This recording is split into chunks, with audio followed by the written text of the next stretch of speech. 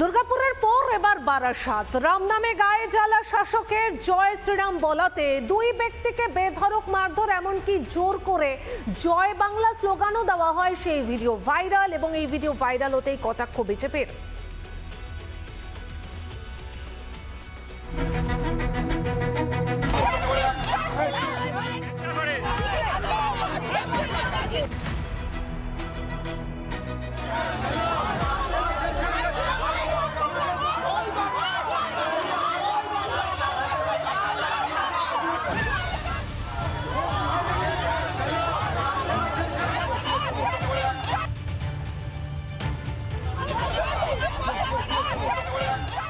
অভিষেক ব্যানার্জির সভার আগে জয় শ্রীরাম বলে উত্তেজনা ছড়ানোর চেষ্টার অভিযোগ।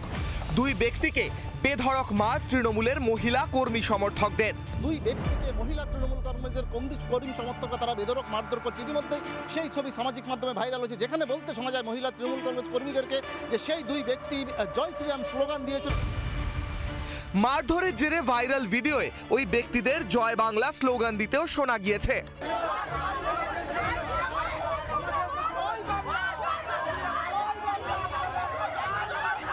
দুই ব্যক্তি তারা বলছেন যে তারা কোনো রকমভাবে জয় শ্রীরাম স্লোগান দেননি, তারা জয় বাংলা বলেছিলেন। তা নিয়ে কিন্তু বারাসাত যেমন উত্তাল হয়ে গেছে, তেমনিভাবে কিন্তু রাজনৈতিক মহল তারাও কিন্তু একে অপরের দিকে কিন্তু কারা ছড়াছড়ি করছে।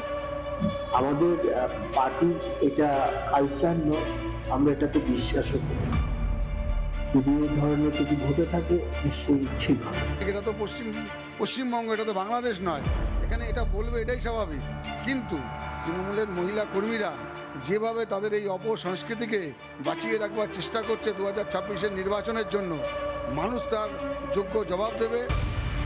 কদিন আগেই শাসকের জয় শ্রীরাম ধ্বনিতে আপত্তির আরো একটা ছবি ভাইরাল হয়েছিল। জয় বাংলা বল, জয় বাংলা বল, জয় বাংলা বল, জয় বাংলা, জয় বাংলা। সেখানে এক আদিবাসী যুবককে জয় বাংলা বলানোর মরিয়া চেষ্টা করতে শোনা গিয়েছিল শাসক নেতাদের। এবার বারাসতে রীতিমতো মারধরের ছবি ভাইরাল। দুই ব্যক্তিকে মারধর করা হলো, সেই দুই ব্যক্তি তারা আগামী দিনে অর্থাৎ তাদেরকে যে মারধর করা হলো তারা কি আইনের পথে হাঁটবেন, নাকি এখানে রাজনৈতিকভাবে এর কোনো আবার অন্যদিকে এর সমীকরণ হবে, সেদিকেও কিন্তু নজর থাকবে আমাদের। উত্তর 24 পরগনা থেকে টিটপ বিশ্বাস, রিপাবলিক বাংলা। নানা ধরনের কন্টেন্ট দেখার জন্য লাইক করুন, শেয়ার করুন আমাদের ফেসবুক পেজ, সাবস্ক্রাইব করুন আমাদের ইউটিউব চ্যানেল। পাশাপাশি অন্যান্য ব্রেকিং নিউজের জন্য অবশ্যই চোখ রাখুন রিপাবলিক বাংলায়।